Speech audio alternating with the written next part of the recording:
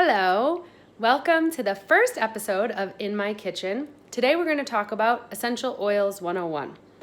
So many of you are using essential oils for your life in all different kinds of ways. Maybe in your bath, maybe in your kitchen, maybe rubbing your children's feet, maybe your own feet, maybe just inhaling them at work to stay awake and motivated. So today we're going to talk about basic essential oil collection for the kitchen. So step one, get a diffuser. So you want a cool diffuser, not a hot diffuser. This is just one example. There's plenty online and there's plenty everywhere now.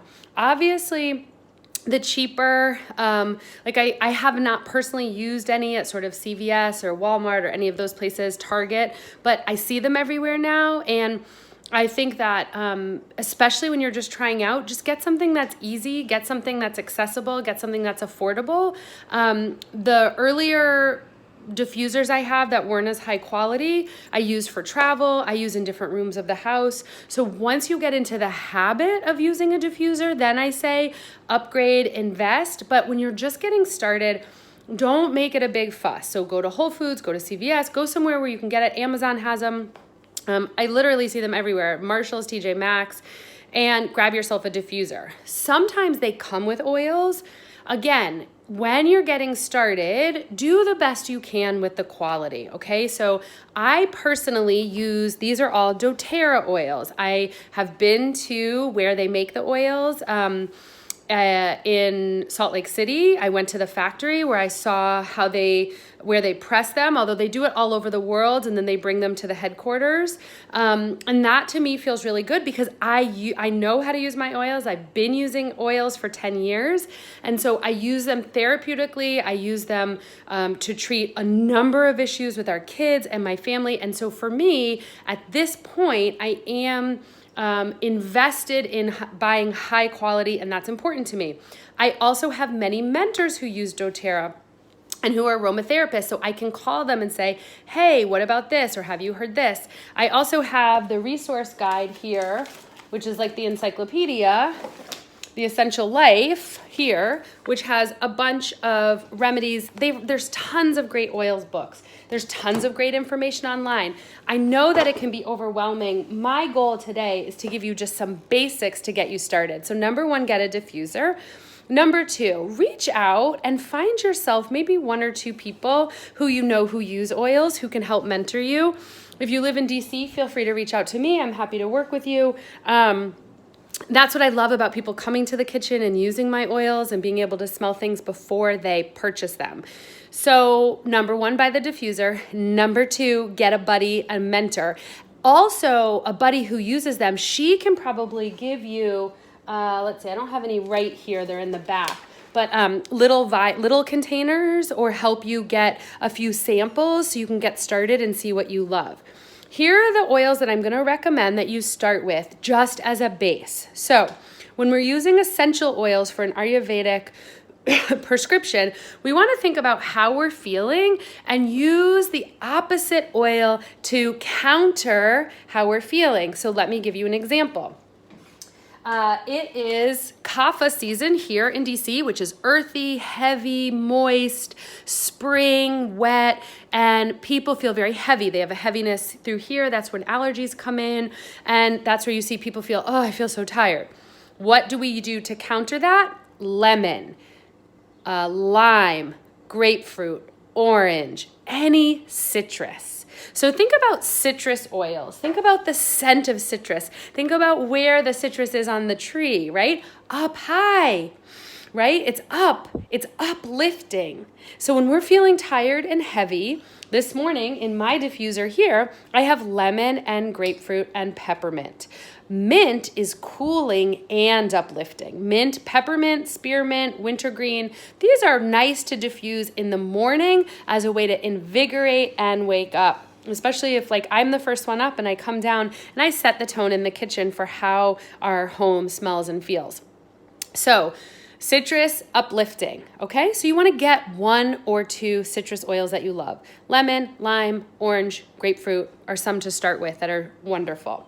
and really usually super affordable and low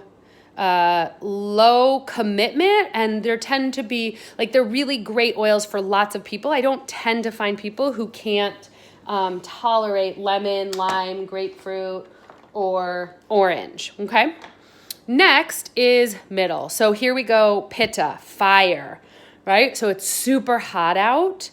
Again, we want to have cooling. So peppermint, lavender can be calming and relaxing. So if we're feeling a lot of fire, a lot of heat in our body, or it's really hot outside, let's bring some of that energy down by cooling. So let's use something also. You can also use a lot of sweetness when it's really hot. So jasmine, any of the florals, anything rose, jasmine, sandalwood is great for all the doshas. So you can always be diffusing sandalwood. That's great for all of the seasons and all of the energies. Just giving you some that you can start with. Also for those uplifting citrus, those are good to diffuse for the pitta. Those are nice and uplifting.